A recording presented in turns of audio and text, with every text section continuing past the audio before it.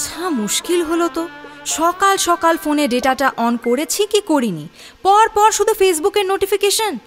এই ফেসবুক ফিডে বিয়ের ছবিগুলো দেখে দেখে আমার জাস্ট অসহ্য লাগছে এবার। আমার বন্ধুগুলো যে কি লেভেলে বিশ্বাসঘাতকতা করলো। এক তো বিয়ে করছে এমন সময় যখন আমি থাকতে পারলাম না, তার ওপর আমাকে দেখিয়ে দেখিয়ে ফেসবুকে আপলোড করা।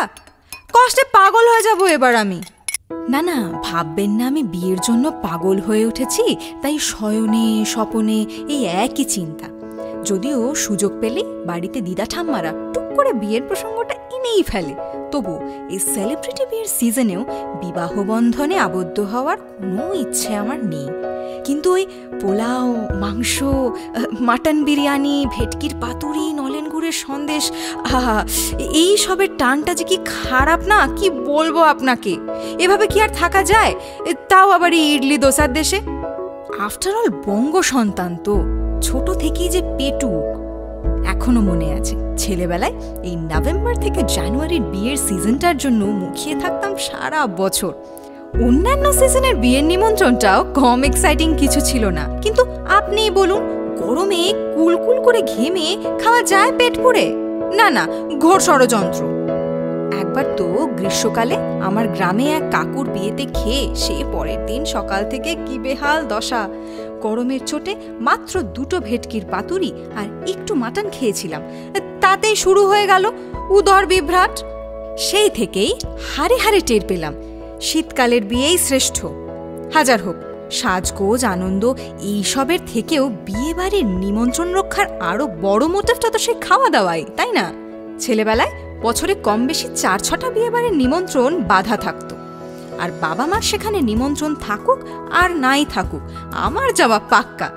কার সাথে? কেন, ঠাম্মা দাদু বা দিদা দাদাইয়ের হাত ধরে সেজেগুজে বেরিয়ে পড়তাম সব লাজ লজ্জার মাথা খেয়ে। একাধিকবার এমন হয়েছে যে গেছি হয়তো কোনো একটা বিয়ে বাড়িতে দিদা বা ঠাম্মার সাথে, যেখানে আমি কাউকে চিনি না।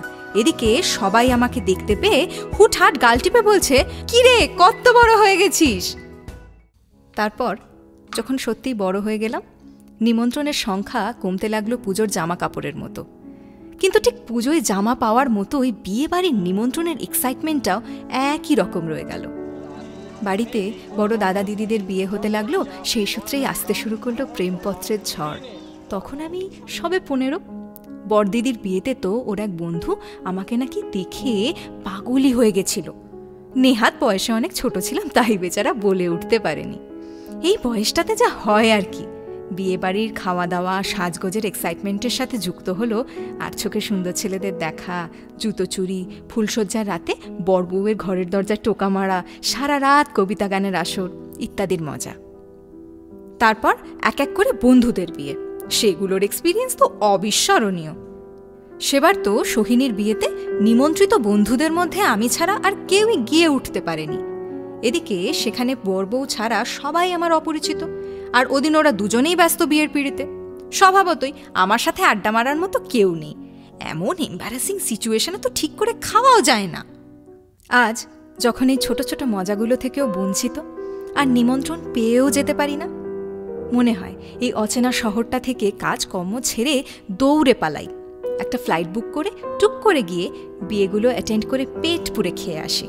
কিন্তু ওই প্রতিবার এরকমটা করা পাগলের প্রলাপ ছাড়া আর কিছুই না। যাক, আমার কথা থাক। এরকম পাগলামো কি আপনারও করতে ইচ্ছে করে যখন দূর থেকে আপনি সোশ্যাল মিডিয়ায় কাছের মানুষদের বিয়ের ছবিগুলো দেখেন? আমি তো এবছর গুনে গুনে 4টে বিয়ে বাড়ি মিস করলাম। আর আপনি?